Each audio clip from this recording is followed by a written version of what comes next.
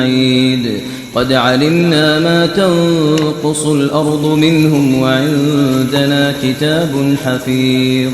بل كذبوا بالحق لما جاءهم فهم في أمر مريج أفلم ينظروا إلى السماء فوقهم كيف بنيناها وزيناها وما لها من فروج والأرض مددناها وألقينا فيها رواسي وأنبتنا فيها من كل زوج بهيج تبصرة وذكرى لكل عبد منيب ونزلنا من السماء ماء مباركا فأنبتنا به جنات